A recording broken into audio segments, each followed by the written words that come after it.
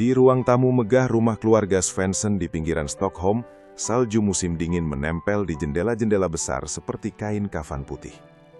Lampu kristal tergantung rendah, memantulkan cahaya dingin ke lantai marmer hitam. Ingrid Svensson, janda berusia 34 tahun yang cantik bak Dewi Viking, duduk tegak di sofa kulit Italia. Rambut pirangnya yang panjang terurai liar, mata birunya menyala seperti es yang retak. Tubuhnya yang ramping tapi berlekuk sempurna, dibalut gaun hitam sederhana yang harganya setara dengan mobil mewah. Kekayaannya, warisan dari suaminya yang meninggal 2 tahun lalu dalam kecelakaan yacht, membuatnya salah satu janda terkaya di Swedia. Tapi malam ini, semua itu tak berarti apa-apa. Di depannya, ayahnya, Lars Svensson, berdiri dengan wajah merah padam. Pria berusia 62 tahun itu, pemilik perusahaan properti raksasa, mengepalkan tangan hingga urat-uratnya menonjol. Di sampingnya, Anna Svensson duduk dengan sikap anggun tapi mata penuh racun. Wanita 58 tahun itu masih cantik, tapi keriput di wajahnya semakin dalam karena marah. "Kamu gila, Ingrid?" bentak Lars, suaranya menggelegar memecah keheningan. "Kami sudah memilihkan pria terbaik untukmu, Erik Johansson. Dia pewaris bank terbesar di Skandinavia, kaya, stabil, dan dari keluarga baik-baik. Tapi kamu menolak seperti anjing liar yang tak tahu terima kasih." Ingrid tertawa pahit, suaranya penuh getar emosi yang sudah lama terpendam. Air mata menggenang di matanya, tapi ia tak membiarkannya jatuh. Terima kasih untuk apa, Ayah? Untuk menjadikanku budak lagi? Suamiku sudah mati dan kalian masih ingin mengikatku dengan rantai pernikahan palsu. Erik itu pria lemah, pengecut yang hanya bisa mengandalkan nama keluarganya. Aku tidak butuh itu. Aku punya uangku sendiri, kekuasaanku sendiri. Anna bangkit, tangannya menampar meja kopi hingga gelas-gelas kristal bergetar. Diam, kamu janda murahan. 2 tahun menjanda dan sudah lupa daratan. Kamu pikir kekayaan itu milikmu selamanya? Tanpa pria seperti Erik, perusahaan ayahmu akan runtuh. Warisanmu akan habis karena skandal-skandal murahmu itu. Kamu tidur dengan siapa saja di Stockholm ya? Pelacur berkedok janda kaya. Kata-kata ibunya seperti pisau yang menusuk dada Ingrid. Ia berdiri, tubuhnya gemetar. Pelacur, kamu berani memanggilku pelacur, ibu? Kamu yang dulu menjual putrimu ke pria tua itu demi kontrak bisnis. Suamiku yang kau pilih dulu, dia memperlakukanku seperti barang. Dan sekarang kalian ingin ulangi kesalahan yang sama. Kalian bukan orang tua, kalian monster. Monster yang haus uang dan status. Lars maju selangkah, wajahnya hanya beberapa inci dari wajah putrinya. Nafasnya panas dan berbau alkohol mahal. Monster, dengar baik-baik anak sialan. Kami yang membesarkanmu, memberimu segalanya. Sekolah terbaik di Eropa, mobil sport, liburan yacht. Dan balasannya, kamu menolak jodoh yang kami atur demi kebebasan bodohmu? Kamu mau hidup sendirian seperti pelacur tua yang tak diinginkan siapa-siapa? Erik akan menyelamatkan nama keluarga ini. Kalau kamu menolak, aku akan potong semua akses ke rekeningmu. Kamu akan miskin, Ingrid. Miskin dan sendirian, seperti sampah. Ingrid mundur, tapi matanya menyala api. Air mata akhirnya jatuh, mengalir di pipinya yang mulus. Potong saja, potong semuanya, Ayah. Aku lebih suka mati miskin daripada menikah dengan pria yang kalian pilih. Kalian selalu mengendalikan hidupku. Dari kecil kalian atur teman, sekolah, bahkan suami pertama. Dan lihat hasilnya, aku janda di usia 32. Aku bahagia sekarang, dengan kebebasanku. Aku punya bisnis fashionku sendiri, aku punya kekasih yang mencintai aku apa adanya, bukan karena uang. Anna tertawa sinis, suaranya tajam seperti kaca pecah. Kekasih? Oh Tuhan, dengar ini. Lars, putri kita punya kekasih. Siapa? Pria miskin dari ghetto itu, atau bartender mesum yang kau temui di bar murahan? Kamu benar-benar menjijikkan, Ingrid, janda kaya yang haus nafsu. Kamu pikir kami buta? Kami tahu kamu tidur dengan pria-pria rendahan itu. Kamu memalukan kami di depan teman-teman sosialita. Besok berita akan bilang, putri Lars Svensson jadi pelacur kelas atas. Berhenti, jerit Ingrid, suaranya pecah. Ia meraih vas antik di meja dan melemparnya ke lantai. Pecahan kaca beterbangan, suaranya seperti ledakan. Kalian yang memalukan aku, kalian yang memaksa aku menikah pertama kali dengan pria yang tak pernah mencintai aku. Kalian bilang, nikah atau kami usir tamu. Sekarang kalian ulangi lagi, aku benci kalian, benci sampai mati. Kalau kalian paksa aku akan bunuh diri dulu sebelum hari pernikahan itu. Ruangan hening sejenak, hanya suara napas tersengal-sengal dan detak jam antik. Lars mundur, wajahnya pucat, tapi masih penuh marah. Berani ancam bunuh diri? Dasar pengecut. Lakukan saja. Dunia akan bilang kamu gila, dan kami tetap dapat warisanmu. Kami tak butuh kamu lagi, Ingrid. Kamu sudah mati bagi kami sejak kamu tolak Erik. Ingrid menatap mereka bergantian, tubuhnya gemetar hebat. Air mata mengalir deras sekarang, tapi suaranya tetap tegas. Baiklah, anggap aku sudah mati. Mulai malam ini, aku bukan putri kalian lagi. Aku akan keluar dari rumah ini, dari hidup kalian. Dan kalau kalian coba hubungi aku akan laporkan kalian ke pengadilan atas penganiayaan emosional. Aku punya bukti, semua rekaman percakapan ini. Kalian pikir aku bodoh? Aku sudah siap sejak lama. Ia berbalik, langkahnya cepat menuju pintu. Anna berceriat histeris. Ingrid, kembali. Kamu tak bisa pergi begitu saja. Kamu akan menyesal. Erik adalah kesempatan terakhirmu. Tapi Ingrid tak menoleh. Pintu depan dibanting keras, suaranya bergema di seluruh rumah. Di luar, angin dingin Stockholm menyambutnya, salju menempel di wajahnya yang basah air mata. Di dalam, Lars dan Anna saling pandang, nafas mereka masih memburu. Pertengkaran ini bukan akhir, tapi awal dari perang keluarga yang lebih kejam. Malam itu, Ingrid mengemudi mobil sportnya keluar dari gerbang rumah kesayangannya. Hati penuh luka, tapi juga kebebasan baru. Ia tahu, besok berita akan meledak. Tapi ia tak peduli. Ia janda kaya, cantik, dan sekarang bebas. Sementara Lars dan Anna duduk diam di ruang tamu yang hancur, menyadari bahwa putri mereka yang mereka anggap boneka, ternyata singa yang baru saja lepas dari kandang. Ingrid mengemudikan Porsche 911 hitamnya meluncur kencang di jalanan Stockholm yang licin oleh salju tipis. Jam sudah menunjukkan hampir tengah malam, tapi kota itu masih hidup. Lampu neon berkedip, musik bass bergema dari klub-klub di Stureplan. Matanya merah, bengkak karena tangis yang tak henti sejak meninggalkan rumah orang tuanya. Air mata masih mengalir pelan, membasahi pipinya yang dingin. Ia tak peduli riasan eyelinernya luntur, tak peduli gaun hitam desainer yang menempel di tubuhnya karena keringat dingin. Ia memarkir mobil di depan Sture Compagnie, salah satu diskotik paling eksklusif di kota.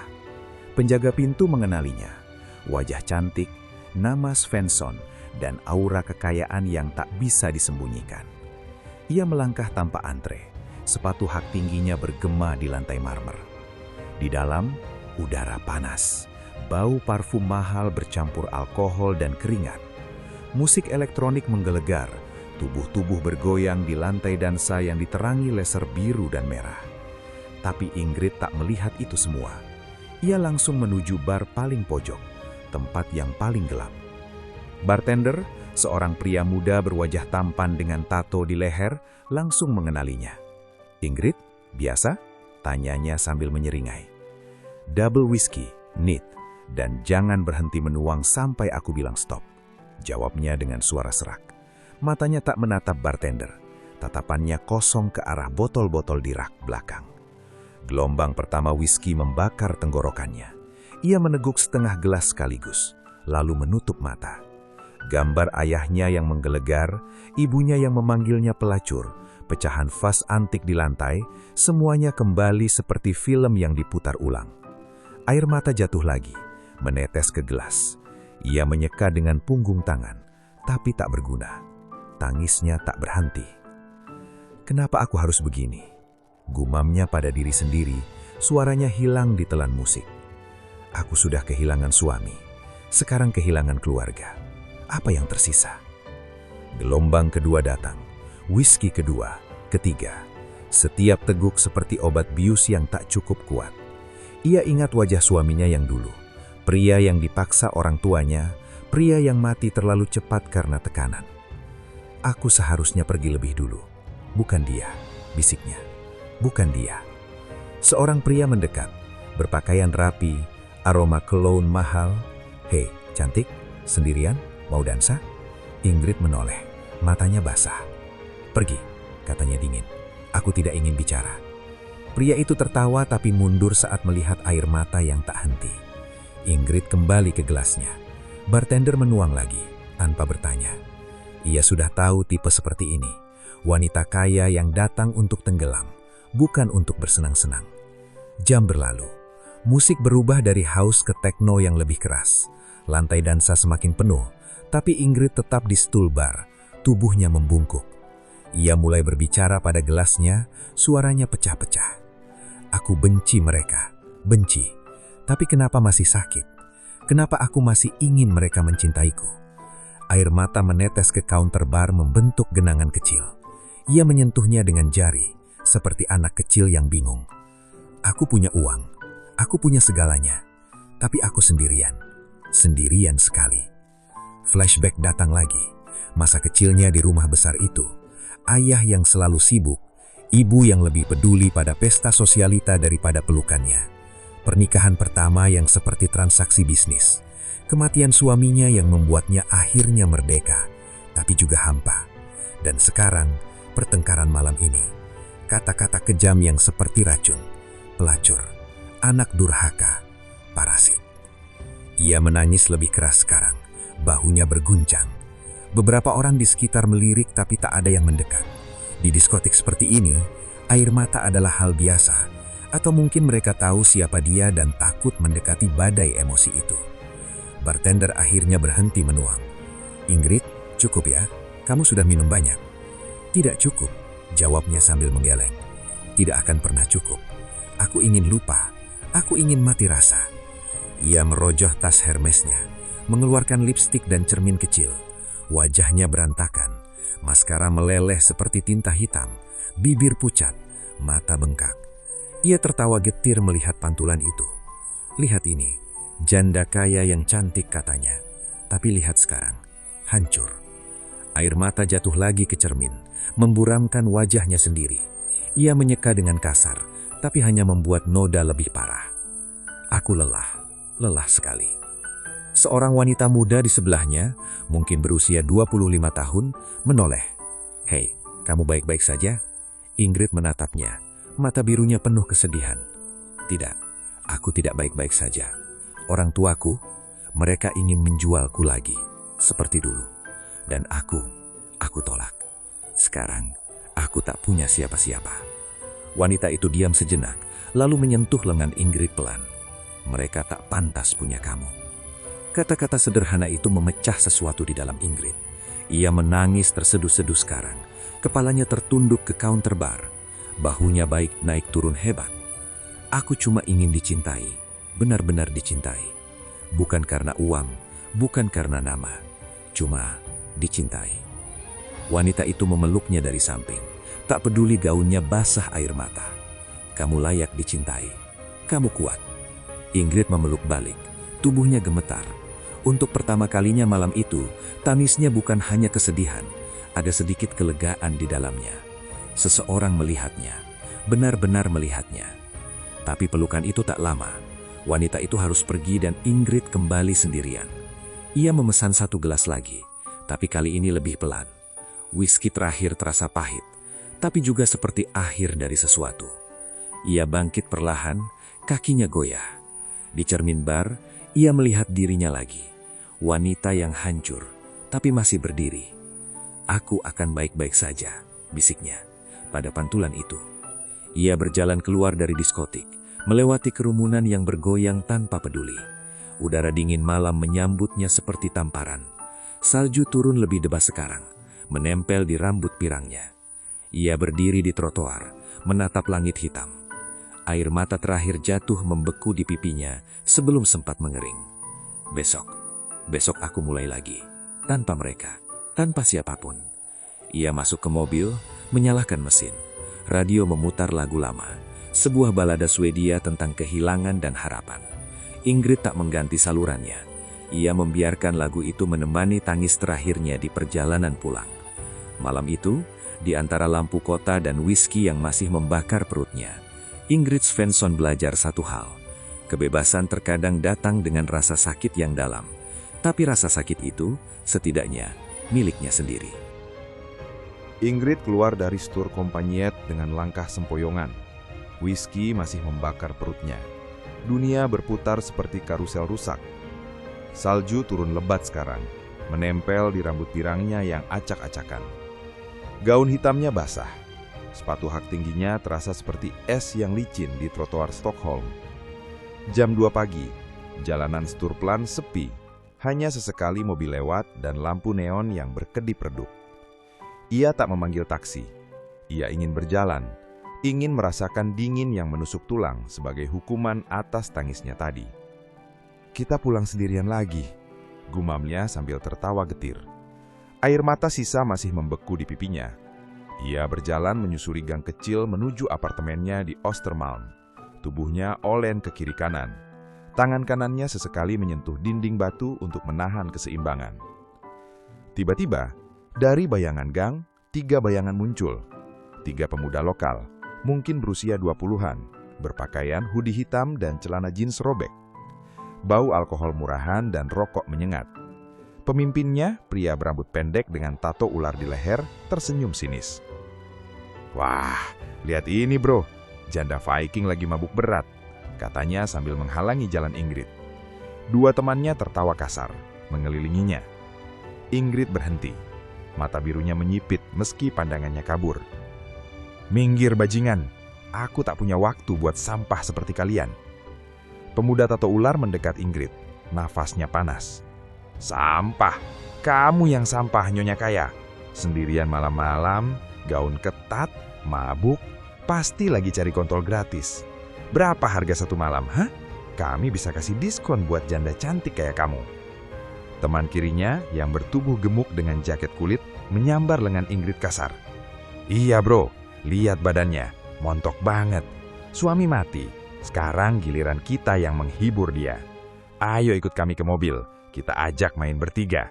Kamu pasti suka, pelacur Swedia." Ingrid menarik lengannya dengan kasar, tapi kakinya goyah. "Lepaskan tanganmu, babi busuk. Kalian pikir aku takut? Aku lebih suka mati daripada disentuh tangan kotor kalian. Pergi sebelum aku teriak dan polisi datang." Pemuda kiring berambut panjang tertawa mengejek sambil merogoh sakunya. Ia mengeluarkan pisau lipat kecil, membukanya dengan klik. "Polisi, di gang ini. Kamu lucu sekali, Nona. Kami bisa bawa kamu ke tempat sepi, robek gaunmu, lalu tinggalkan di salju. Siapa yang akan percaya janda mabuk seperti kamu? Kamu akan teriak, 'Tolong!' sambil kami giliran. Dasar pelacur kaya yang haus nafsu." Insiden pertama terjadi cepat. Pemuda gemuk mendorong Ingrid ke dinding gang. Punggungnya membentur batu keras. Nafasnya tersengal. "Ayo cium dulu manis. Bibirmu pasti enak." Ia mendekatkan wajahnya. Tangannya merayap ke dada Ingrid. "Jangan sentuh aku, monster mesum!" jerit Ingrid sambil menampar wajahnya keras. Tamparan itu membuat pemuda gemuk mundur, tapi marah. "Sialan, kamu berani tampar aku akan buat kamu menangis minta ampun." Pemuda tato ular menarik rambut Ingrid dari belakang. Kepalanya tertarik ke atas. "Diam jalang, kami bukan main-main. Kasih tas Hermesmu, HP-mu, dan badanmu. Kalau tidak, kami akan potong wajah cantikmu ini." Bayangkan, besok koran bilang, janda Svensson ditemukan mati di gang. Ingrid meronta. Air mata marah bercampur whisky kembali mengalir. "Lepaskan! Kalian pengecut bertiga lawan 1 perempuan mabuk. Kalian bukan laki-laki, kalian tikus got. Aku akan laporkan kalian semua. Ayahku punya pengacara terbaik. Kalian akan masuk penjara seumur hidup." Pemuda kiring mengancungkan pisau ke leher Ingrid. Ujungnya dingin menyentuh kulit. "Pengacara, kami tak peduli. Kami akan ambil dulu yang kami mau. Mulai dari sini." Ia merobek tali gaun Ingrid sedikit. Kain hitam robek pelan. Tegangan memuncak. Ingrid berteriak keras, "Tolong! Tolong!" Tapi suaranya tergelam angin dan salju. Pemuda gemuk menutup mulut Ingrid dengan tangan kasar. "Diam atau aku remas lehermu." Tiba-tiba, dari ujung gang, suara tegas terdengar. "Lepaskan dia, sekarang!" Seorang pria muncul dari balik salju. Tinggi sedang, berambut hitam pendek, kulit sawo matang khas Indonesia. Ia mengenakan jaket tebal hitam dan celana jeans. Tangannya menggenggam. Pria itu bernama Raka, 32 tahun. turis Indonesia yang sedang studi master di Stockholm University. Ia baru pulang dari shift malam di kafe kampus. 3 pemuda menoleh bersamaan. Pemuda tato ular menyeringit sinis. "Campur tangan orang Asia. Ini bukan urusan kamu. Pergi atau kami habisi kamu juga." Raka tak mundur. Matanya tajam. "Urusan saya sekarang. Lepaskan perempuan itu atau kalian yang akan menyesal." Insiden kedua meledak. Pemuda Kiring serang duluan, pisau di tangan. Raka menghindar cepat, menendang pergerangan tangan pemuda itu hingga pisau terbang ke salju. "Dasar pengecut," bentak Raka sambil memukul wajahnya keras. Pemuda Kiring jatuh, hidungnya berdarah. Pemuda gemuk melepaskan Ingrid dan menyerbu Raka dengan tinju. "Kamu mati orang asing." Raka menangkis, balas pukul ke perut hingga pemuda itu terjungkal, muntah di salju. Pemuda tato ular mengeluarkan pisau cadangan. "Kami bertiga, kamu sendirian goblok." Ia menusuk ke arah Raka. Raka berguling, menyabet kaki pemuda itu dengan tendangan sapu, membuatnya jatuh. Lalu Raka menendang perutnya bertubi-tubi. "Ini untuk perempuan itu bajingan." Ingrid terduduk di salju, nafasnya tersengal, gaun robek di bahunya. Ia melihat pertarungan itu dengan mata lebar. "Hati-hati!" teriak Ingrid kepada Raka saat pemuda gemuk bangkit lagi. Raka meninju pemuda gemuk hingga pingsan. 3 pemuda kini terlentang di salju, mengeduh kesakitan. Raka berbalik ke Ingrid, mengelurkan tangan. "Kamu baik-baik saja? Ayo, saya antar pulang." Ingrid menggenggam tangan Raka, tubuhnya masih gemetar. "Terima kasih, mereka hampir..." Air matanya jatuh lagi, kali ini karena lega. "Kamu dari mana?" "Indonesia," jawab Raka sambil membantu Ingrid berdiri. "Nama saya Raka. Saya dengar teriakan kamu dari ujung jalan. Mereka sudah tak akan ganggu lagi." Pemuda tato ular masih sadar sedikit, mengumpat lemah. "Kamu akan menyesal orang Indonesia sialan." Raka menoleh dingin. "Coba saja. Besok polisi akan datang.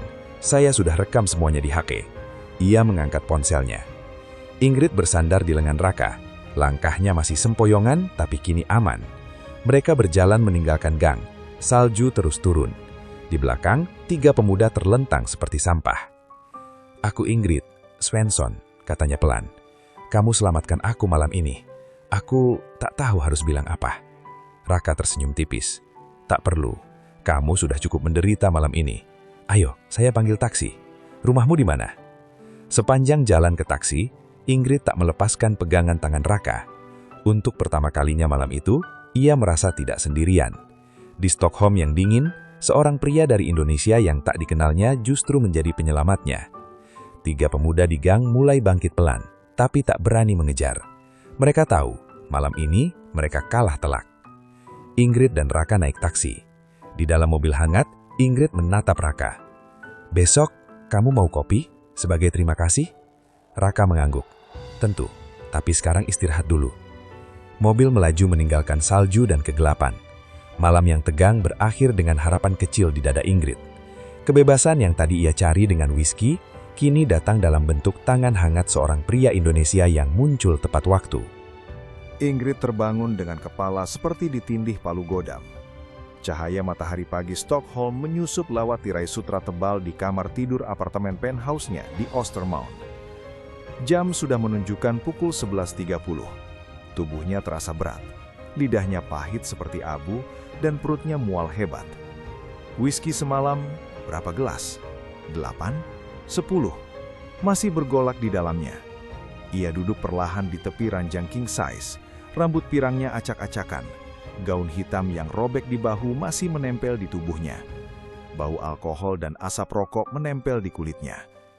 "Brengsek," gumamnya serak sambil memegang kepala. Matanya biru yang biasanya tajam kini merah dan bengkak. Ia menatap pantulan dirinya di cermin dinding.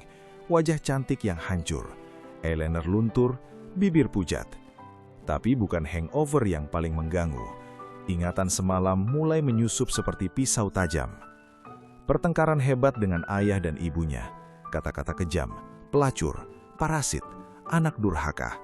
Lalu diskotik, whisky mengalir deras, air mata tak berhenti. Kemudian gang gelap itu. 3 pemuda, tangan kasar yang merobek gaunnya, pisau dingin di lehernya, ancaman yang membuat darahnya membeku. "Kami akan giliran kamu, pelacur kaya." Tapi kemudian ada sosok itu. Pria tinggi sedang, kulit sawo matang, rambut hitam pendek. Suaranya tegas, gerakannya cepat seperti petir. Tinju yang menghantam, tendangan yang membuat 3 bajingan itu tergeletak di salju. "Lepaskan dia!" katanya, dan tangan hangat yang menariknya berdiri. "Nama saya Raka, dari Indonesia." Ingrid bangkit, kakinya masih goyah, tapi matanya menyala. Rasa penasaran bercampur rasa terima kasih yang membara. Siapa dia sebenarnya? Kenapa muncul tepat waktu? Dan kenapa aku tak bisa berhenti memikirkannya? Ia berjalan ke meja rias, meraih ponselnya. Layar penuh notifikasi. Pengacara, manajer bisnis, tapi ia tak peduli. Ia membuka aplikasi keamanan pribadinya.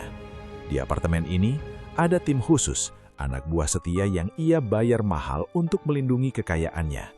Kepala tim itu, Victor Larsson, mantan tentara Swedia yang kini bekerja untuknya selama 5 tahun. Ingrid menekan tombol panggilan video. Layar menyala. Victor muncul dengan wajah tegas, seragam hitam rapi, latar belakang ruang kontrol keamanan di lantai bawah. "Pagi, Nyonya Ingrid."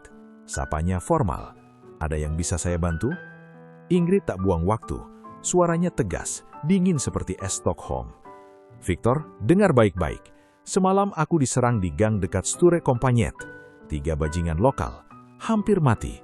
Tapi ada satu pria yang menolong aku. Pria Indonesia, tinggi sedang, sekitar 32 tahun, kulit sawo matang, rambut hitam pendek, jaket hitam biasa. Namanya Raka. Aku ingin kau lacak dia, sekarang juga." Victor mengangkat alis, tapi tetap tenang. "Nyonya, ini berbahaya. Anda baru bangun dari mabuk. Biarkan saya tangani polisi dulu." "Polisi?" potong Ingrid keras, suaranya naik. "Aku tak butuh polisi, aku butuh pria itu. Kau dengar aku? Lacak dia, gunakan CCTV jalanan, rekaman taksi, data imigrasi universitas. Dia bilang sedang studi master di Stockholm University. Aku tak peduli berapa biayanya. Kalau perlu bayar hacker, bayar. Aku mau tahu alamatnya, nomor HP-nya, jadwal kuliahnya, semuanya dalam 2 jam. Victor diam sejenak, wajahnya tegang. "Nyonya, ini bukan prosedur standar. Pria asing yang tak dikenal. Bisa saja dia bagian dari jebakan." "Jebakan?" Ingrid tertawa sinis, tapi matanya menyala marah. "Dia selamatkan nyawaku, Victor. Sementara kau dan timmu tidur nyenyak di apartemen ini. Kalau kau tak bisa lakukan tugas sederhana ini, aku akan ganti kau dengan orang yang lebih kompeten. Kau dengar? Aku tak main-main. Mulai sekarang, prioritas nomor 1 adalah menemukan Raka. Aku penasaran, aku ingin tahu siapa dia, dan aku ingin berterima kasih secara langsung." Victor mengangguk kaku, tapi suaranya tetap tegas. "Baik, Nyonya, saya akan kerahkan tim, tapi izinkan saya beri peringatan. Ini bisa berisiko. Pria asing di Stockholm tak banyak, tapi kalau dia punya agenda..." "Agenda?" Ingrid memukul meja rias keras, hingga vas kristal bergetar. "Aku tak peduli agenda, Victor. Aku yang bayar gajimu, Victor. Aku yang punya kekuasaan di sini. Lacak dia, atau kau keluar hari ini juga. Kirim foto hasil pencarian ke ponsel aku secepat mungkin, dan jangan ganggu aku lagi sampai kau punya hasil." "Dimengerti, Nyonya. Saya mulai sekarang. Tim sudah di jalan." Panggilan terputus. Ingrid melempar ponsel keranjang. Nafasnya memburu. Ia bermandi air dingin, membersihkan sisa malam buruk itu. Saat mengenakan robe sutra putih, ponsel bergetar. Pesan dari Victor. "CCTV sudah diambil. Pria itu terlihat antar Anda naik taksi. Plat taksi terlacak. Kami sedang hubungi driver. Estimasi 45 menit lagi." Ingrid tersenyum tipis, tapi tegas. "Bagus, terus lacak." Ia duduk di sofa ruang tamu, meneguk kopi hitam pahit. Pikirannya berputar. Raka Pratama bukan tipe pria Stockholm yang biasa ia temui. Bukan pewaris bank, bukan sosialita lemah. Dia berbeda, kuat, dan muncul persis saat ia paling rapuh. Penasaran itu semakin membesar, seperti api yang tak bisa dipadamkan. 20 menit kemudian, Victor menelpon lagi. Wajahnya di layar terlihat lebih tegang. "Nyonya, kami dapat nama lengkap, Raka Pratama, mahasiswa Master Teknik Informatika di Stockholm University. Tinggal di asrama mahasiswa di Kista. Nomor HP belum kami dapat, tapi alamat pasti sudah. Foto CCTV jelas." Ingrid berdiri, suaranya keras dan penuh perintah. "Kirim alamatnya sekarang, dan siapkan mobil. Aku sendiri yang akan ke sana. Jangan ikut, ini urusanku. Nyonya, itu berbahaya. Biarkan saya atau tim yang menangani. Diam, Victor, bentak Ingrid. Aku bukan anak kecil. Aku janda yang punya segalanya. Kalau kau tak bisa patuh, kau dipecat. Kirim alamat dan foto Raka ke WA aku sekarang. Dan jangan ganggu aku lagi sampai kau punya hasil. Dimengerti, Nyonya. Saya mulai sekarang. Tim dikirim. Panggilan terputus. Ingrid melempar ponsel ke ranjang. Nafasnya memburu. Ia bercakap dengan cepat. Celana jeans hitam tua, sweater wol mahal, mantel jol panjang. Di cermin, wajahnya sudah segar, tapi matanya masih penuh api penasaran. Raka Pratama, aku akan menemukanmu. Dan kali ini, aku yang akan selamatkan kamu dari kehidupan biasa itu. Mobil Mercedes hitam sudah menunggu di basement. Sopir tak bertanya apa-apa. Ingrid duduk di belakang, memegang ponsel dengan alamat Raka. Jantungnya berdegup kencang, bukan takut, tapi tegas. Semalam ia hampir mati. Pagi ini, ia bangkit dengan misi baru. Di perjalanan menuju Kista, salju masih turun. Ingrid menatap luar jendela, bibirnya berbisik. Terima kasih semalam Raka, sekarang giliranku. Anak buahnya terus bekerja di belakang layar, tapi Ingrid tak lagi butuh mereka untuk memulai. Ia sudah memutuskan, pria Indonesia misterius itu harus ditemukan, dan ia akan menemukannya dengan cara apapun. Ingrid duduk di kursi eksekutif kulit hitam di ruang kantor utama gedung Svensson Fashion House, lantai 28 di pusat Stockholm. Jendela kaca dari lantai ke langit-langit memamerkan pemandangan salju yang masih turun tipis. Meja kerjanya penuh dokumen kontrak, laptop terbuka menampilkan laporan keuangan triwulan, dan secangkir kopi hitam yang sudah dingin. Kepalanya masih berdenyut sisa mabuk semalam, tapi pikirannya tajam. Ia baru saja menerima foto Raka dari Victor. Pria Indonesia itu sedang berjalan di kampus Kista. Ingrid tersenyum tipis. Jarinya menyentuh layar ponsel. Kita akan bertemu sebentar lagi, gumamnya. Tiba-tiba, pintu kantor dibanting keras. 2 orang masuk tanpa izin. Lars Svensson dan Anna Svensson. Ayahnya mengenakan jas hitam mahal, wajahnya merah padam seperti di part 1. Ibunya mengenakan mantel bulu mahal, mata penuh racun. 2 pengacara mereka mengikuti di belakang, membawa map tebal. Ingrid, bentak Lars tanpa basa-basi. Kami datang ke kantor sampahmu ini karena kamu tak angkat telepon. Sudah cukup drama semalam, sekarang nurut. Ingrid bangkit perlahan, mata birunya menyala dingin. Nurut. Kalian berani masuk ke kantorku seperti ini? Keluar. Sekarang. Ini milikku. Anna tertawa sinis, suaranya tajam. Milikmu? Semua ini kami yang kasih, anak durhaka.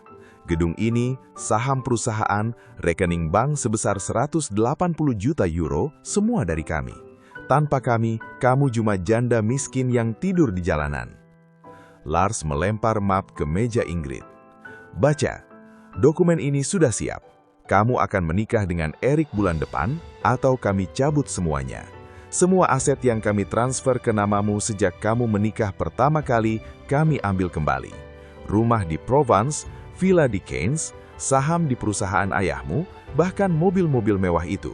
Kamu akan bangkrut dalam 48 jam. Tanda tangani perjanjian ini atau kami kirim surat ke pengadilan besok pagi. Ingrid membuka map, matanya menyipit membaca klausul. Ia tertawa pahit, tapi amarahnya membara. Kalian gila, kalian benar-benar monster. Setelah semalam kalian panggil aku pelacur, sekarang kalian datang ke kantorku untuk merampok. Aku sudah tolak Erik, aku sudah bilang aku bebas. Lars maju selangkah, tangannya mengengkap di atas meja. Bebas, kamu bebas karena uang kami. Tanpa kami, kamu tak ada. Suamimu dulu kami yang pilih. Warisanmu kami yang atur. Sekarang kamu tolak lagi. Kamu mau hidup miskin seperti pelacur jalanan yang kau temui di diskotik semalam? Aku tahu semuanya. Kau mabuk, menangis seperti anak kecil. Patetik. Anna menimpali, suaranya penuh kebencian. Kamu pikir kami bodoh? Kami punya orang di mana-mana. Kau hampir diperkosa semalam dan kau malah sibuk cari pria Indonesia murahan itu. Raka, kami sudah tahu. Kalau kau tak nurut, bukan cuma aset yang hilang. Kami akan sebarkan berita bahwa kau gila, bahwa kau tidur dengan imigran gelap hanya untuk balas dendam. Nama Svensson akan hancur karena kamu. Ingrid memukul meja keras hingga map berterbangan. Berani kalian sebut Raka? Dia yang selamatkan nyawaku sementara kalian tidur nyenyak di rumah mewah. Kalian bukan orang tua, kalian pencuri, vampir.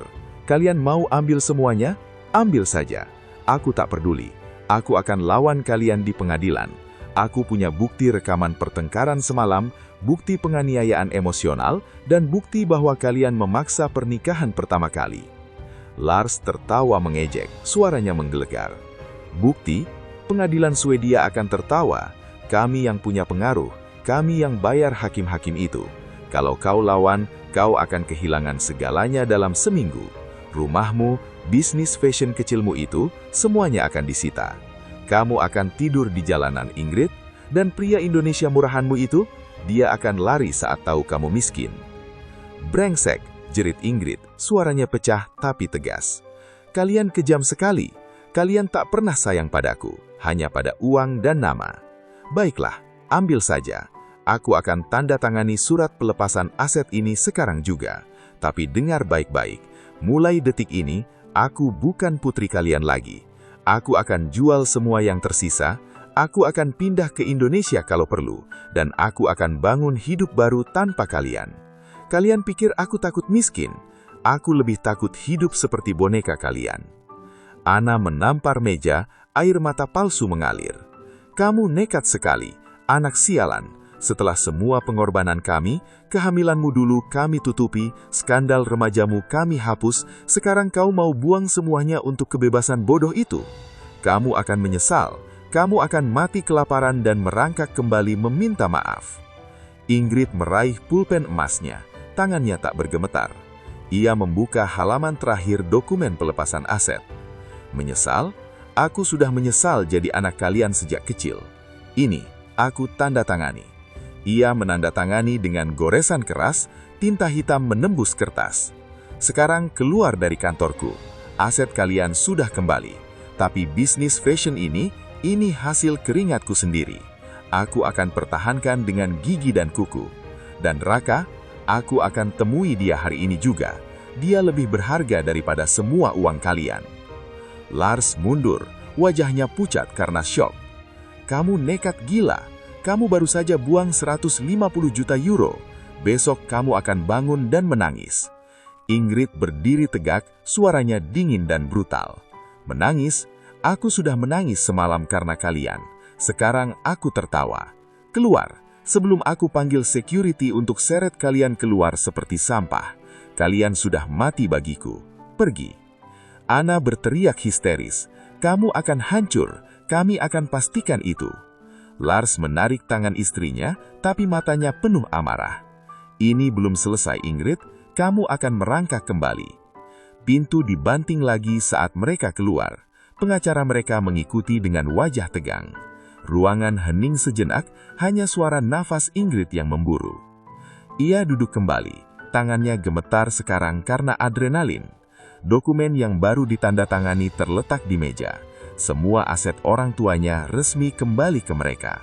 Ia baru saja menghilangkan hampir segalanya dalam hitungan menit. Tapi matanya tak menunjukkan penyesalan.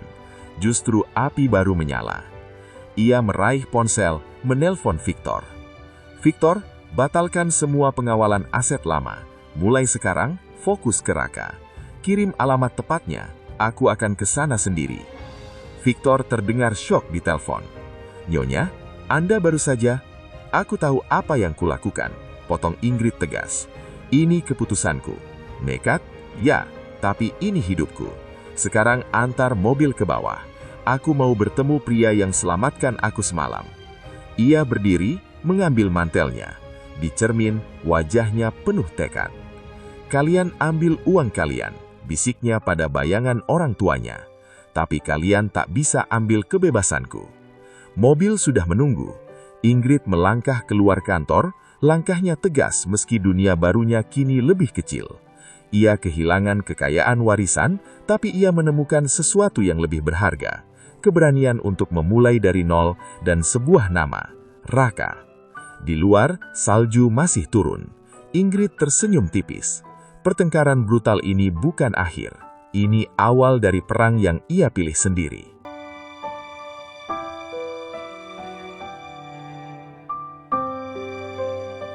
Ingrid berdiri di depan jendela besar penthouse-nya di Oostermalm, memandang kota Stockholm yang mulai gelap di bawah hujan salju tipis. Ponsel di tangannya bergetar lagi. Panggilan video dari Victor. Ia menjawab tanpa ragu. Wajahnya yang masih pucat karena kurang tidur, tapi matanya menyala penuh tekad. "Nyonya Ingrid?" Suara Victor terdengar jelas, meski latar belakang ruang kontrolnya penuh monitor. "Kami sudah dapat konfirmasi. Raka Pratama memang sudah tidak lagi di Swedia. Dia kembali ke Indonesia sejak 4 minggu lalu. Data imigrasi menunjukkan dia mendarat di Jakarta, lalu melanjutkan ke Yogyakarta. Tapi alamat pasti belum kami dapatkan. Belum ada update terbaru dari universitas atau kontak keluarga yang terdaftar. Kami masih melacak melalui jaringan alumni Stockholm University yang ada di Indonesia dan beberapa kontak lokal. Estimasi, dalam 24 hingga 48 jam, kami bisa dapat alamat rumah atau nomor teleponnya." Ingrid mengangguk pelan, tapi bibirnya melengkung membentuk senyum tipis yang penuh keyakinan. "Sudah cukup," katanya tegas. "Aku tidak butuh alamat pasti sekarang. Aku butuh berada di sana, di Indonesia, di Yogyakarta. Jika dia ada di sana, aku akan menemukannya. Dari bandara, dari kampus, dari jalan-jalan. Aku akan cari sampai ketemu." Victor terdiam sejenak, seperti sedang memproses keputusan yang terdengar gila. "Nyonya, ini impulsif. Anda baru saja menandatangani pelepasan aset besar. Keuangan Anda sekarang lebih terbatas. Jet pribadi mungkin aku masih punya cukup untuk tiket kelas bisnis dan penginapan 1 bulan. Potong Ingrid cepat. Bisnis fashionku masih menghasilkan. Dan kalau habis, aku akan kerja lagi dari nol. Aku tidak takut miskin, Victor. Aku takut kehilangan kesempatan ini. Pria itu muncul di saat terburukku dan menghilang begitu saja. Aku tidak akan membiarkan cerita berakhir di gang salju Stockholm. Aku akan tulis bab berikutnya sendiri." Victor menghela napas panjang. "Baik, saya akan atur tiket komersial tercepat ke Yogyakarta, via Jakarta. Penerbangan malam ini dari Arlanda, transit di Doha atau Singapura, tiba besok pagi di Yogyakarta. Saya juga akan kirim daftar hotel terbaik di kota itu dan nomor kontak lokal yang bisa membantu pencarian. Tim keamanan, tidak perlu tim keamanan. Aku pergi sendirian. Ini bukan misi bisnis, ini urusan hati. Kalau ada apa-apa, aku akan hubungi kamu. Sekarang kirim tiketnya ke emailku. Dan Victor, terima kasih. Kau satu-satunya orang yang masih percaya padaku setelah semua ini." "Selalu, Nyonya," jawab Victor pelan. "Semoga Anda menemukan apa yang dicari." Panggilan selesai. Ingrid langsung bergerak. Ia membuka lemari, mengambil koper kabin hitam yang ringan. Pakaian yang dipilih sederhana, tapi tetap elegan. Beberapa kaos katun, celana linen, jaket tipis, sepatu sneakers putih, dan 1 gaun hitam sederhana. Gaun yang sama yang robek di gang malam itu, kini sudah diperbaiki. Ia ingin Raka mengenalinya dari pakaian itu. Ia ingin ia mengingat momen ketika tangannya menarik Ingrid dari ancaman pisau. Paspor, dompet, charger, obat-obatan dasar, dan sebuah buku catatan kecil berisi catatan tentang Raka. Tinggi, aksan bicaranya, senyum tipisnya, cara dia menendang tanpa ragu. Ingrid menatap foto Raka di ponsel. Gambar candid dari CCTV yang dikirim Victor. "Kau tidak tahu aku datang," bisiknya. "Tapi aku yakin kau akan senang melihatku." Dalam waktu kurang dari 1 jam, ia sudah berada di Bandara Arlanda. Check-in cepat, security check, lalu menunggu di lounge kelas bisnis. Ia memesan teh hijau panas, duduk di dekat jendela sambil memandang pesawat-pesawat yang bersiap lepas dandas. Jantungnya berdetak kencang, tapi bukan karena takut. Itu adalah semangat murni, adrenalin yang selama tahun-tahun terkubur di balik kemewahan dan tekanan keluarga. Saat boarding dimulai, Ingrid berjalan dengan langkah mantap menuju gate. Ia tidak menoleh ke belakang. Stockholm, orang tuanya, aset yang hilang, malam-malam mabuk di Stureplan, semua itu terasa seperti bab yang sudah ditutup. Bab baru dimulai di ujung dunia lain. Penerbangan panjang terasa ringan. Di pesawat, ia hampir tidak tidur. Ia menonton film Indonesia di layar hiburan. Film tentang keluarga, tentang perjuangan, tentang cinta yang datang tak terduga. Setiap kali adegan gunung atau sawah muncul, ia tersenyum sendiri. Itu tempatmu, Raka, dan sekarang tempatku juga. Transit di Doha hanya sebentar. Udara panas gurun menyambutnya di bandara. Kontras tajam dengan dingin Swedia. Ia minum kopi Arab manis, merasakan dunia yang semakin terbuka. Lalu naik pesawat berikutnya menuju Jakarta, kemudian penerbangan domestik ke Yogyakarta. Ketika pesawat mendarat di Bandara Yogyakarta Internasional pagi-pagi sekali, matahari baru saja terbit. Langit jingga lembut, udara hangat lembab membelai kulitnya begitu pintu pesawat terbuka. Aroma tanah basah, bunga Kamboja, dan asap kendaraan bercampur menjadi sesuatu yang asing tapi langsung terasa menyambut. Ingrid turun tangga pesawat, menghirup dalam-dalam. Ini dia, gumamnya, awal yang baru. Di pintu kedatangan, ia langsung memesan taksi online. Tujuannya pusat kota Yogyakarta dulu. Ia belum punya alamat pasti, tapi ia punya keyakinan. Ia akan mulai dari universitas di mana Raka pernah menyebutkan dirinya masih terhubung, mungkin Universitas Gadjah Mada atau salah satu kampus swasta di Sleman. Ia akan tanya di sana, tunjukkan foto, ceritakan sekilas kisahnya. Mobil taksi melaju melewati jalanan yang ramai sejak pagi. Motor berlalu lalang, pedagang sarapan menyajikan nasi kucing dan wedang ronde di pinggir jalan. Ingrid menurunkan kaca, membiarkan angin tropis menerpa wajahnya. Rambut pirangnya berkibar, matanya biru terang memandang setiap sudut dengan semangat anak kecil yang baru pertama kali melihat dunia. Ia check-in di hotel kecil tapi nyaman di dekat Malioboro. Kamarnya sederhana, tapi jendelanya menghadap ke keramaian pasar. Ia mandi cepat, berganti pakaian segar, lalu duduk di tepi randang sambil membuka laptop. Email dari Victor masuk. Daftar universitas di Yogyakarta, beberapa nama dosen teknik informatika yang pernah berkolaborasi dengan Stockholm University, dan pesan singkat. Mulai dari UGM, Fakultas Teknik, mereka pasti tahu. Ingrid menutup laptop, berdiri dan menarik napas panjang. Aku tidak butuh alamat pasti hari ini. Aku butuh langkah pertama. Dan langkah pertama sudah kuhadapi. Aku sudah di sini. Ia mengambil tas kecil, memasukkan foto Raka di ponsel dan melangkah keluar kamar. Matahari pagi Yogyakarta menyinari wajahnya. Di depan hotel, ia naik ojek online menuju kampus. Angin menerpa, suara klakson dan lahak anak muda mengiringi perjalanan. Di dalam hatinya tidak ada keraguan lagi. Ia yakin, ia bersemangat. Dan untuk pertama kalinya dalam hidupnya yang panjang dan kompleks, Ingrid Svensson merasa benar-benar hidup.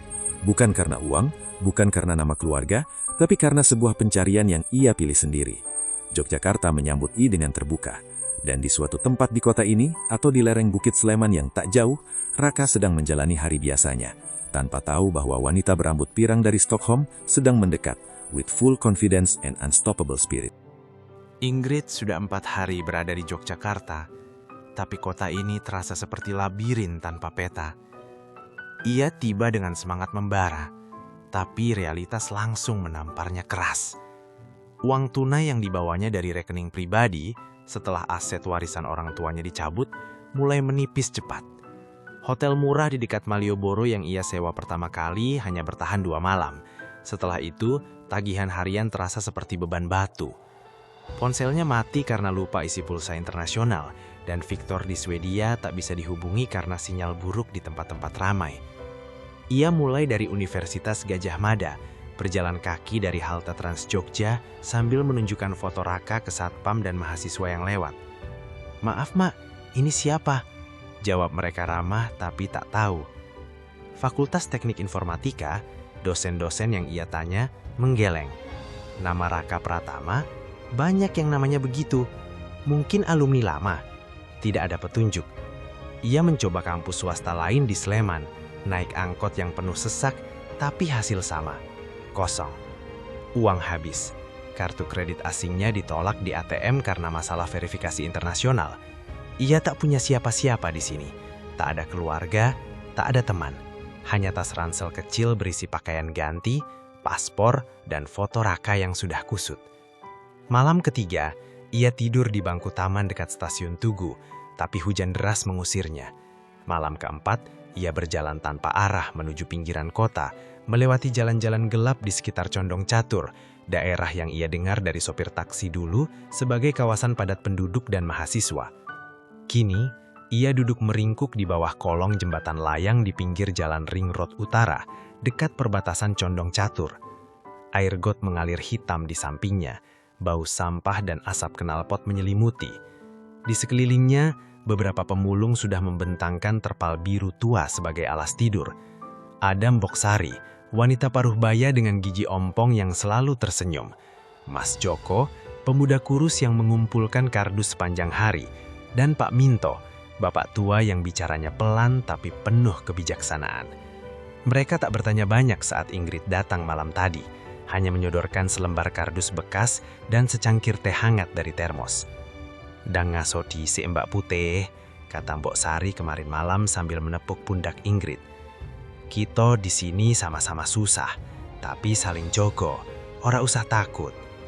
Ingrid menatap api unggun kecil yang mereka nyalakan dari kayu bekas. Matanya basah lagi, tapi ia menahan. Keputusasaan menyelimuti seperti kabut tebal. "Aku bodoh," gumamnya dalam hati. Datang ke negara asing tanpa rencana matang, tanpa alamat pasti, hanya karena satu nama dan satu malam di Stockholm. Ia ingat wajah Raka, senyum tipis, tangan hangat. Tapi sekarang ingatan itu terasa jauh, seperti mimpi yang mulai pudar. Uang tinggal sedikit, pakaiannya kotor, rambut pirangnya kusut dan lengket oleh debu jalan. Ia janda kaya yang dulu tidur di penthouse, sekarang berbagi kolong jembatan dengan pemulung. Tapi di tengah keputusasaan itu, ada secercah harapan yang tak mau padam. Para pemulung ini baik luar biasa. Mereka tak memandang rendah karena ia bule, malah sebaliknya. Pagi ini, saat matahari baru muncul, Mbok Sari membagi nasi bungkus dari warung dekat situ. "Makan dulu, Mbak. Ora usah malu. Kita semua pernah jatuh." Ingrid menerima bungkusan itu dengan tangan gemetar. Air matanya jatuh ke daun pisang pembungkus. "Terima kasih, Mbok. Kalian baik sekali. Aku tak tahu harus balas apa." Mas Joko yang sedang memilah botol plastik tertawa kecil. "Ora usah bales, Mbak. Di sini kalau ada yang susah, kita bantu. Mbak cerita aja, kenapa sampai di sini? Cari siopo?" Ingrid menarik nafas dalam. Untuk pertama kalinya sejak tiba, ia cerita panjang.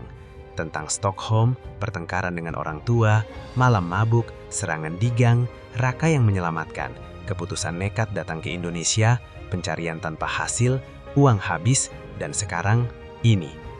Mereka mendengar tanpa menghakimi. Pak Minto mengangguk pelan. "Urip kadang seperti itu, nak. Jatuh dulu, baru bisa bangkit lebih kuat. Mbak cari orang Indonesia namanya Raka.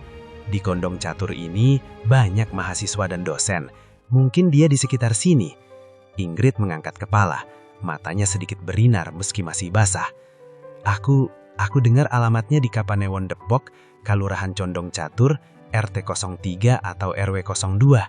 Tapi aku tak tahu persis di mana. Jalan apa, gang apa, aku tak punya peta, tak punya HP yang hidup." Mbok Sari tersenyum lebar. "Wah, itu dekat sini, Mbak. Kolong jembatan ini sudah masuk wilayah Condong Catur.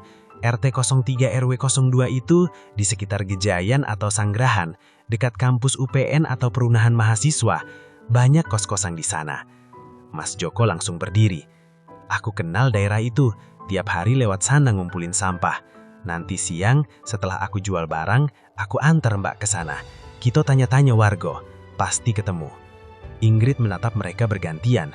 Air matanya jatuh lagi, tapi kali ini campur lega. "Kalian mau bantu aku setelah aku cuma numpang di sini?"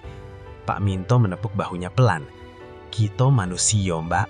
Mbak juga manusia. Susah sama-sama susah. Yang penting, Mbak jangan putus asa. Orang yang menyelamatkan Mbak dulu, pasti ada alasan Tuhan pertemukan kalian lagi." Ingrid mengangkat kepala. Matanya sedikit berinar meski masih basah. Aku tak ngerenyerah. Meski sekarang aku di bawah kolong jembatan, meski tak punya apa-apa lagi, aku masih punya harapan. Raka ada di suatu tempat di kota ini. Aku akan cari sampai ketemu." Siang itu, setelah Mas Joko kembali dari pengepul sampah dengan sedikit uang, ia mengajak Ingrid berjalan. Mereka naik angkot bersama Mbok Sari yang ikut serta. Ingrid berjalan dengan langkah lelah tapi tegas. Tas ransel di punggung, rambut pirangnya menarik perhatian orang-orang di jalan. Tapi ia tak peduli. Keputusasaan masih ada. Perut lapar, tubuh capek, hati perih. Tapi harapan itu kuat seperti bara kecil yang terus menyala. Mereka tiba di kawasan RT 03 RW 02, sebuah kampung padat dengan gang-gang sempit, kos-kosan bertingkat, dan warung makan sederhana. Mas Joko mulai bertanya ke warga. "Mas, tahu orang namanya Raka Pratama? Tinggi sedang, kulit sawo matang, mungkin dosen atau peneliti?" Warga menggeleng satu persatu. Tapi ada yang bilang, coba tanya di warung Bu RT, dia tahu semua penduduk. Ingrid mengikuti, jantungnya berdegup. Di warung kecil itu, seorang ibu paruh-baya menyambut ramah. Raka Pratama? Oh, itu anaknya Pak Pratama yang di Perumnas Kondong Catur. Rumahnya di gang belakang nomor 12, tapi dia jarang pulang, katanya kerja di kampus pagi sore. Ingrid terpaku, air matanya jatuh lagi, tapi kali ini karena harapan yang tiba-tiba membesar. Terima kasih banyak. Mbok Sari memeluknya dari samping. Lihat, Tuhan tak pernah tinggalkan hambanya. Ingrid menatap langit Yogyakarta yang mulai jingga sore itu. Di bawah kolong jembatan semalam, ia merasa dunia runtuh. Tapi sekarang, dengan bantuan orang-orang baik yang tak ia kenal sebelumnya, ia merasa dunia mulai terbuka lagi. Keputusasaan masih ada. Ia masih miskin, masih jauh dari rumah, masih tak tahu apa yang akan terjadi saat bertemu Raka. Tapi harapan itu kuat. Ia akan ke alamat itu, ia akan ketuk pintu. Dan mungkin, hanya mungkin, cerita barunya mulai dari sini. Malam itu, Ingrid kembali ke kolong jembatan bersama teman-teman barunya. Mereka berbagi cerita, tertawa kecil di tengah dingin malam tropis. Ingrid tidur di atas kardus, tapi hatinya tak lagi kosong. Besok, ia akan pergi ke gang nomor 12 dengan langkah pasti, meski kakinya lelah. Harapan itu tak pernah mati, bahkan di bawah kolong jembatan. Ingrid berdiri di mulut gang sempit RT 03/RW02, Kapanewon Depok, Kalurahan Condong Catur. Matahari siang Yogyakarta membakar kulitnya yang sudah memerah karena 4 hari terpapar panas tropis tanpa pelindung. Kaos katun putihnya basah keringat, celana linennya berdebu, dan sepatu sneakers yang dulu mahal, kini penuh lumpur kering dari got-got kecil di pinggir jalan. Tas ransel kecil di punggungnya terasa semakin berat, meski isinya tinggal pakaian ganti 1 setel, botol air kosong, dan foto Raka yang sudah kusut seperti kertas bekas. Ia menarik nafas dalam, mencoba mengumpulkan sisa-sisa semangat yang hampir habis. Ini alamatnya, gumamnya pada diri sendiri. Gang belakang, nomor 12, pasti di sini. Kata-kata Bu RT kemarin sore masih bergema di kepalanya seperti janji yang mulai pudar. Ia mulai berjalan. Gang pertama, rumah-rumah berdempetan, tembok bata ekspos, atap genteng merah yang sudah usang. Anak-anak kecil berlarian, tertawa sambil mengejar bola plastik. Ingrid menyapa seorang ibu muda yang sedang menyapu halaman. "Maaf Bu, tahu rumah nomor 12? Punya anak namanya Raka Pratama?" Ibu itu menggeleng pelan, wajahnya ramah tapi bingung. "Nomor 12 di sini Pak Slamet Mbak, pensiunan guru SD. Anaknya namanya Budi, bukan Raka." Ingrid mengangguk lemah, berterima kasih, lalu melanjutkan. Gang kedua lebih sempit, motor-motor parkir berjejer, bau gorengan dan sampah bercampur. Ia bertanya ke warung kecil di pojok. Seorang bapak tua yang sedang merokok kretek menatapnya lama. "Raka Pratama? Kayaknya pernah dengar nama itu, tapi di blok sebelah Mbak. Coba ke arah utara, lewat masjid kecil." Harapan kecil menyala lagi. Ingrid berjalan lebih cepat, meski kakinya sudah lecet. Ia melewati masjid kecil itu, bertanya ke tukang parkir motor. "Raka Pratama? Oh, itu anaknya Mbok Siti yang di Gang Mawar, tapi Mbok Siti pindah ke Solo 2 tahun lalu." Kekecewaan menusuk seperti jarum. Ingrid berhenti sejenak, bersandar di tembok rumah yang panas. Air matanya hampir jatuh, tapi ia tahan. "Belum tentu," bisiknya. "Masih banyak gang." Ia menyusuri lagi. Gang ketiga, keempat, kelima. Setiap kali ia mengetuk pintu, menyapa warga, menunjukkan foto Raka yang sudah pudar warnanya. "Maaf mengganggu, ini orangnya pernah tinggal di sini? Tinggi sedang, kulit sawo matang, mungkin dosen atau peneliti?" Jawaban selalu sama, gelengan kepala, senyum simpati, atau "Coba tanya tetangga sebelah." Beberapa warga menawarkan air minum, sepotong pisang goreng, atau sekedar "Istirahat dulu Mbak, panas sekali." Kebaikan mereka membuat Ingrid semakin perih. Mereka baik, Tapi tak ada yang tahu Raka, tak ada yang mengenali wajah di foto itu. Siang berganti sore, matahari mulai condong ke barat, bayangan gang memanjang. Ingrid sudah kehilangan hitungan berapa gang yang ia lewati. Kakinya terasa seperti timah, punggungnya sakit, perutnya keroncongan. Ia duduk di trotoar dekat sebuah warung makan sederhana, memesan segelas es teh manis dengan uang terakhir dari saku berai. Pemilik warung, seorang mbok tua, melihat wajahnya yang lelah. "Mbah dari mana? Kok sendirian begini?" Ingrid tersenyum tipis. Suaranya serak. "Dari Swedia, cari teman, tapi sepertinya dia tak ada di sini." Mbok itu menggeleng pelan. "Banyak orang datang ke Jogja cari sesuatu. Kadang ketemu, kadang enggak. Tapi yang penting, Mbak jangan nyerah dulu." Kata-kata itu terasa seperti tamparan lembut. Ingrid menatap gelas es tehnya yang mulai mencair. "Aku sudah nyaris menyerah," akunya pelan. "Aku datang jauh-jauh, kehilangan segalanya di sana. Uang, keluarga, rumah. Hanya karena satu malam dia selamatkan aku. Sekarang, aku bahkan tak tahu apakah dia ingat namaku." Mbok itu menyodorkan sepiring nasi kucing sisa. "Makan dulu, gratis. Mbok tahu rasanya capek cari sesuatu yang hilang." Ingrid menerima dengan tangan gemetar. Air matanya akhirnya jatuh ke piring. Ia menangis diam-diam, bahunya berguncang pelan. Keputusasaan menyelimuti seperti selimut basah. Ia membayangkan pulang ke Stockholm. Tapi kemana? Apartemennya sudah dijual. Orang tuanya membencinya. Tak ada yang menunggu. Ia membayangkan tidur lagi di kolong jembatan, atau mungkin pulang dengan pesawat pulang pergi yang tak terbayar. Semua terasa sia-sia.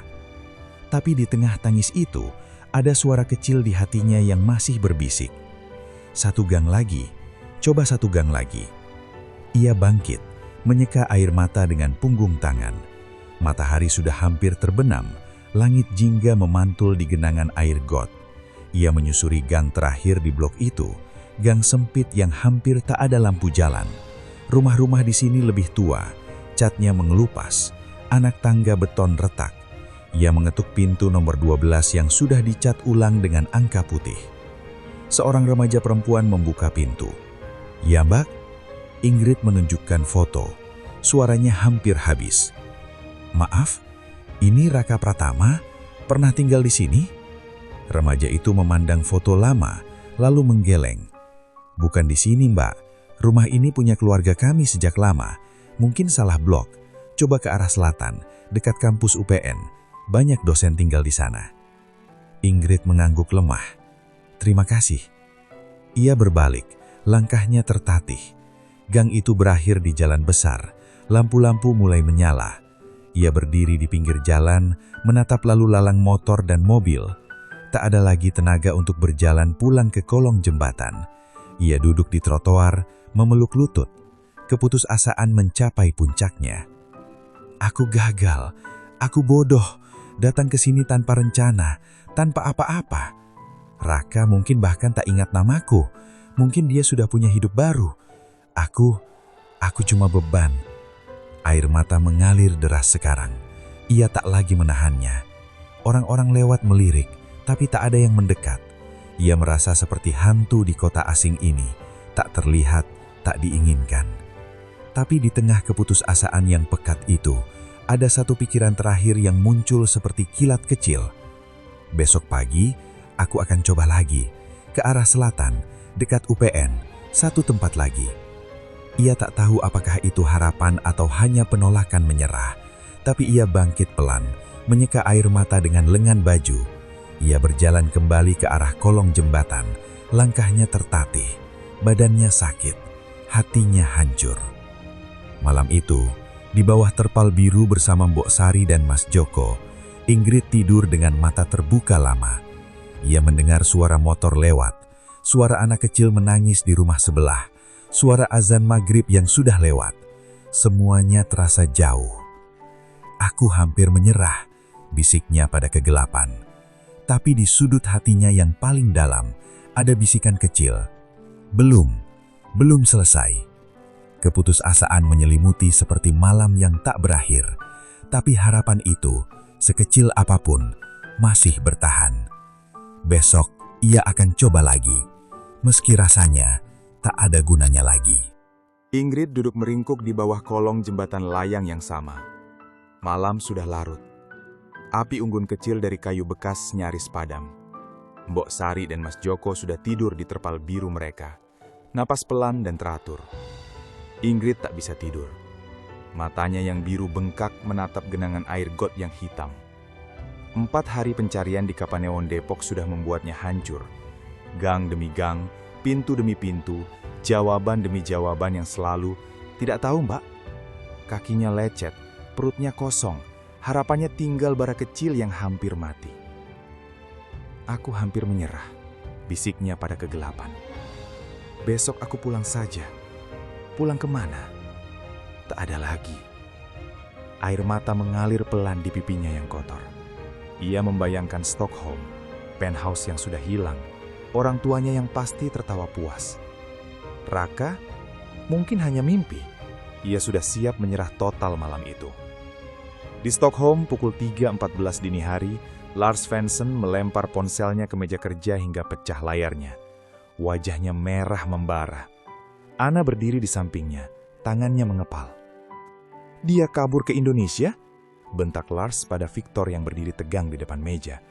"Putri kami, janda bodoh itu terbang ke negara tropis tanpa izin, tanpa uang cukup, dan sekarang tidur di bawah jembatan dengan pemulung? Kau baru bilang ini sekarang?" Victor menunduk, suaranya datar tapi tegas. "Kami dapat laporan dari kontak imigrasi pagi tadi, Tuan. Ingrid mendarat di Yogyakarta 4 hari lalu.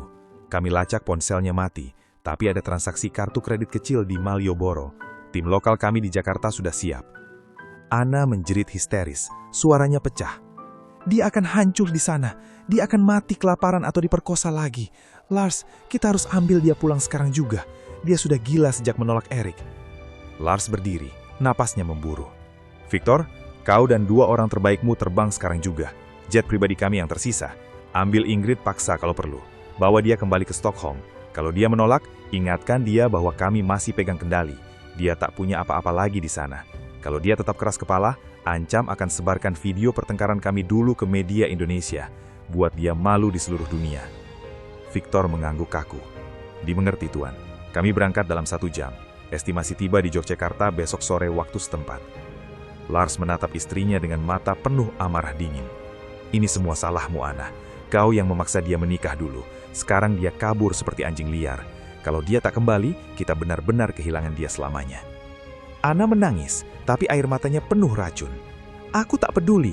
Ambil dia pulang. Aku tak mau putriku jadi pelacur di negara miskin itu." Jet pribadi lepas landas dari Arlanda 2 jam kemudian. Victor dan 2 anak buahnya, Hans dan Carl, mantan tentara bayaran, duduk diam dengan wajah tegang. Mereka sudah dibekali foto Ingrid terbaru, alamat terakhir di Condong Catur, dan perintah tegas, bawa pulang, hidup atau mati dalam arti reputasi. Keesokan sore, di Yogyakarta, Ingrid baru saja kembali dari pencarian terakhir di gang dekat UPN. Hasil nihil lagi. Ia berjalan lunglai menuju kolong jembatan, tubuhnya seperti akan ambruk kapan saja. "Aku menyerah," gumamnya. "Besok aku akan jual paspor atau apa saja untuk tiket pulang, meski tak tahu pulang kemana." Tiba-tiba, 3 bayangan muncul dari ujung gang. Victor, Hans, dan Carl. Mereka mengenakan jaket hitam, kacamata hitam, dan wajah tanpa ekspresi. Victor langsung menghampiri Ingrid yang terpaku. "Ingrid Svensson, kami dari ayah dan ibumu.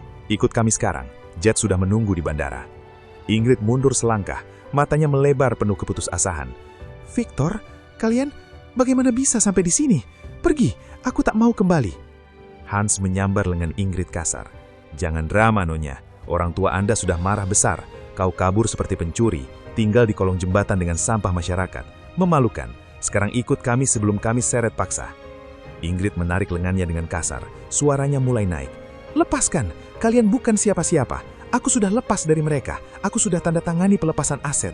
Kalian tak berhak ambil aku." Carl tawa sinis. Suaranya rendah dan kejam. "Lepas? Kau pikir begitu mudah? Ayahmu masih pegang kendali Bank Swedia. 1 telepon saja, rekeningmu yang tersisa akan dibekukan. Kau mau mati kelaparan di sini? Lihat dirimu. Kotor, bau, tidur dengan pemulung, dasar janda murahan yang tak tahu terima kasih.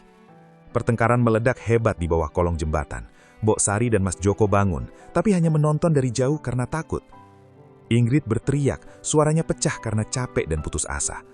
Murahan? Kalian yang murahan. Kalian bayaran orang tuaku. Aku datang ke sini karena aku ingin bebas. Aku cari orang yang pernah selamatkan nyawaku. Kalian tak mengerti. Aku sudah hampir menyerah hari ini, tapi kalian datang malah dorong aku ke jurang lebih dalam. Victor maju, wajahnya dingin, tapi suaranya naik. Bebas. Kau bebas karena uang mereka. Tanpa kami, kau sudah mati di gang Stockholm. Sekarang kau mau mati di sini? Ayahmu bilang, kalau kau tak ikut, kami akan sebarkan berita bahwa kau gila, bahwa kau kabur karena skandal narkoba. Nama Svensson akan hancur di Eropa. Kau mau itu? Kau hampir menyerah? Bagus, serah saja sekarang. Ikut kami pulang atau kami angkat kau paksa.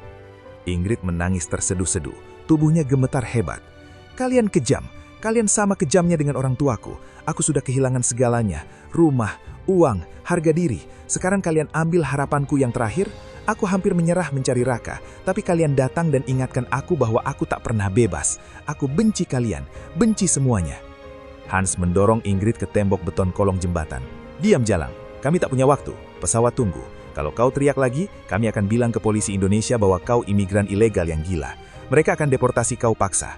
Pilih, pulang dengan kami secara baik-baik, atau kami buat kau jadi berita internasional. Janda Swedia gila di Yogyakarta.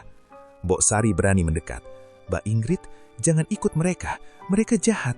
Karl menoleh galak ke Mbok Sari. Diam kau pemulung. Ini urusan keluarga kaya. Ingrid menatap Victor dengan mata penuh air mata dan keputusasaan total. Aku hampir menyerah, Victor. Aku mau pulang, tapi bukan dengan kalian. Aku mau mati di sini saja. Kalian ambil saja nyawaku kalau mau. Aku tak peduli lagi. Victor diam sejenak, melihat betapa hancurnya Ingrid. Tapi perintah ayahnya lebih kuat. Kami tak akan biarkan kau mati. Kami akan bawa kau pulang, suka atau tidak suka. Hans, Karl, angkat dia. Pertengkaran berlanjut saat Hans dan Karl menyambar lengan Ingrid. Ia meronta lemah, suaranya hanya isak tangisan. Lepaskan, aku benci kalian. Aku hampir menyerah. Jangan ambil aku. Mereka menyeret Ingrid keluar dari kolong jembatan, meninggalkan Mbok Sari dan Mas Joko yang hanya bisa menangis melihat Ingrid. Ingrid tak lagi melawan fisik, tubuhnya lemas karena keputusasaan. Tapi di dalam hatinya, meski hampir padam, ada bisikan kecil. Raka, maafkan aku. Di mobil sewaan yang menuju bandara, Ingrid duduk diam, air mata tak berhenti. Victor menatapnya tanpa ekspresi. Ini untuk kebaikanmu, Nyonya. Ingrid hanya tertawa pahit, suaranya pecah. Kebaikan? Ini akhir dari segalanya. Aku sudah menyerah. Malam itu, jet pribadi meluncur meninggalkan Yogyakarta. Ingrid menatap kota yang semakin kecil di bawah. Hati hancur total. Ia hampir menyerah, dan kali ini ia benar-benar merasa sudah menyerah. Ingrid duduk di jok belakang mobil sewaan hitam yang melaju belan di jalanan gelap Kapanewon Depok, condong catur. Victor di depan, Hans dan Karl di sampingnya, menjepit tubuhnya yang lemas. Udara di dalam mobil terasa pengap, bau keringat dan kolon mahal bercampur. Ingrid menatap keluar jendela, lampu-lampu kampung yang redup seperti bintang yang pudar. Hatinya sudah hancur. Aku menyerah, gumamnya dalam hati. Bawa saja aku pulang, aku tak peduli lagi. Victor menoleh, suaranya dingin tapi penuh bujukan palsu. Ingrid, dengar, ini untuk kebaikanmu. Orang tuamu sudah siap maafkan semua. Nikah dengan Erik, dapat kembali asetmu. Hidup mewah lagi. Kau tak perlu susah di sini. Tidur dengan pemulung, cari pria murahan yang entah di mana. Ingrid menggeleng pelan, suaranya serak. Aku tak mau. Aku sudah bebas dari mereka. Pergi saja, tinggalkan aku di sini. Hans tertawa sinis, tangannya menyentuh bahu Ingrid kasar. Bebas? Kau bebas apa, Jalang? Lihat dirimu, kotor, bau, miskin. Ayahmu bilang kalau kau nurut, dia akan transfer 50 juta euro lagi ke rekeningmu. Tinggal tanda tangan perjanjian di jet. Jangan bodoh, Ingrid. Kau janda kaya, bukan pelacur jalanan. Ingrid menepis tangan Hans dengan kasar. Matanya menyala meski lelah. Pelacur? Kalian yang pelacur. Bayaran orang tuaku. Aku tak butuh uang mereka. Aku cari Raka. Dia yang selamatkan aku dulu. Kalian tak mengerti apa itu cinta sejati. Karl menyambar dagu Ingrid, memaksa dia menatapnya. Cinta? Cinta dengan imigran Indonesia yang tak jelas? Kau gila. Ayahmu sudah siapkan pernikahan mewah. Erik akan beri kau anak, warisan. Kalau kau tolak, kami akan bilang ke media Swedia bahwa kau kabur karena kecanduan obat. Nama Svensson hancur. Kau mau itu ya? Nurut sekarang, atau kami paksa. Pertengkaran meledak. Ingrid berteriak, suaranya pecah. Paksa? Kalian berani? Aku benci kalian. Benci orang tuaku. Kalian monster. Aku sudah kehilangan segalanya. Rumah, uang, harga diri. Sekarang kalian mau ambil kebebasanku juga. Aku tak akan nurut. Bunuh saja aku di sini. Victor memukul dashboard keras. Diam, kau anak durhaka. Kami sudah terbang jauh-jauh. Ayahmu marah besar. Kalau kau tak ikut, kami akan seret kau ke bandara paksa. Lihat ini. Ia mengeluarkan ponsel, memutar video rekaman pertengkaran lama dengan orang tuanya. Kami sebarkan ke polisi Indonesia. Katakan kau imigran gelap yang gila. Mereka deportasi kau dalam 24 jam. Ingrid menangis terseduh, tubuhnya gemetar. Kalian kejam. Aku hampir menyerah hari ini. Aku mau pulang, tapi bukan dengan kalian. Biarkan aku di sini. Aku tak punya apa-apa lagi. Raka, dia satu-satunya harapanku. Kalian ambil itu juga. Aku menyerah, tapi jangan bawa aku pulang. Hans menampar pipi Ingrid pelan tapi tegas. Menyerah? Bagus, tapi kami tak peduli. Nurut atau kami buat kau menderita lebih. Lihat tanganmu ini. Ia meremas lengan Ingrid hingga memar. Kami bisa lebih kasar. Ayahmu bilang, kalau perlu, kami pukul kau sampai sadar. Karl ikut mendorong Ingrid ke jok. Iya Jalang, kau pikir kami main-main? Kami mantan tentara. Satu tendangan saja, kau tak bisa jalan. Sekarang diam dan ikut. Jet tunggu di bandara. Kau akan tidur nyenyak di Stockholm besok, setelah tanda tangan perjanjian. Ingrid meronta lemah, suaranya hanya isak. Lepaskan, sakit, aku tak mau. Kalian binatang, aku benci, aku menyerah. Tapi jangan. Keputusasaan mencapai puncak. Air matanya banjir, tubuhnya lemas total. Ia tak lagi melawan fisik. Baiklah, bawa aku sudah habis. Mobil berhenti di pinggir jalan desa, dekat kolong jembatan. Hans dan Karl membuka pintu, menyeret Ingrid keluar. Kakinya terseret di tanah berdebu. Masuk ke mobil ini, bentak Victor sambil membuka pintu belakang mobil yang lebih besar. Kita langsung ke bandara. Ingrid menunduk, hampir tak sadar. Aku menyerah. Tiba-tiba, suara teriakan dari kejauhan.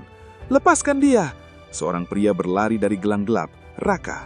Jaket jeansnya basah hujan gerimis, mata cerdasnya menyala marah. Ingrid, aku dengar dari warga. Lepaskan dia, bajingan. Hans menoleh, tersenyum kejam. Siapa kau? Orang Asia sialan? Minggir, atau kami habisi kau juga. Raka tak mundur. Dia menyerbu Hans dengan tinju cepat, menghantam perutnya hingga Hans terjungkal. Dia bukan milik kalian. Karl menyambar Raka dari belakang, memeluk lehernya. Pengecut, kami bertiga. Raka menginjak kaki Karl, memutar tubuh dan menendang wajahnya. Karl jatuh, hidungnya berdarah. Victor mengeluarkan pistol kecil dari saku. Cukup, aku tembak kau. Tapi saat itu, suara kerumunan terdengar. Warga desa Condong Catur muncul dari segala arah. Mbok Sari, Mas Joko, Pak Minto, Bu RT, dan puluhan lainnya. Mereka membawa bambu, sapu, dan senter. Mbok Sari berteriak, usir mereka jahat, Mbak Putih bagian kita sekarang. Warga menyerbu, pergi dari desa kami, kalian bule sombong, usir, usir. Hans dan Karl dipukul dengan tongkat. Victor mundur sambil mengacungkan pistol, tapi tak berani tembak. Warga semakin ramai, suara teriakan menggema, keluar, jangan ganggu Mbak Putih kami. Anak buah Lars terdesak, mereka lari ke mobil, mesin meraung dan kabur meninggalkan desa. Warga bertepuk tangan, tertawa puas. Mereka pergi, selamat Mbak. Ingrid terduduk di tanah, tubuhnya gemetar. Raka berlutut di depan Ingrid, tangannya menyentuh pipi Ingrid lembut. Ingrid, kau selamat. Aku dengar dari pemulung. Aku cari kau sejak kemarin. Maaf lambat. Ingrid menatap Raka, air mata bercampur senyum. Raka, kau muncul lagi. Kau selamatkan aku. Lagi. Raka memeluknya pelan. Aku tak akan biarkan kau pergi lagi. Mari pulang ke rumahku, di lereng Merapi. Hidup sederhana, tak ada uang mewah, tapi ada aku. Malam itu, warga mengantar mereka ke rumah Raka di Sleman. Rumah kayu sederhana dengan halaman kecil, pohon mangga, dan pemandangan Gunung Merapi. Ingrid mandi air sumur, mengenakan baju batik pinjaman Mbok Sari. Mereka duduk di teras, minum kopi tubruk hangat. Aku kehilangan segalanya, tapi aku dapat kau. kata Ingrid pelan. Raka menyenyum. Dan aku dapat kau. Kita mulai dari nol. Aku ajar kau berkebun, kau ajar aku bahasa Swedia. Hidup sederhana, tapi bahagia. Bulan-bulan berikutnya, Ingrid hidup di rumah itu. Pagi-pagi, ia bantu Raka di kebun sayur. Sore mereka jalan di sawah. Malam mereka cerita di bawah bintang. Tak ada jet pribadi, tak ada pesta sosialita. Hanya tawa, akukan, dan cinta yang tumbuh dari keputusasaan. Orang tuanya tak pernah hubungi lagi. Mereka kalah. Suatu malam, Ingrid bersandar di dada Raka, menatap Merapi yang menyala samar. Aku hampir menyerah dulu, tapi kau datang. Sekarang, ini rumahku. Raka mencium keningnya. Selamanya. Di desa Condong Catur, warga masih cerita tentang Mbak Putih yang selamat dari monster bule. Dan Ingrid Svensson, kini Ingrid Pratama, hidup sederhana, bebas, dan bahagia. Akhir yang tak pernah ia bayangkan, tapi yang ia pilih sendiri.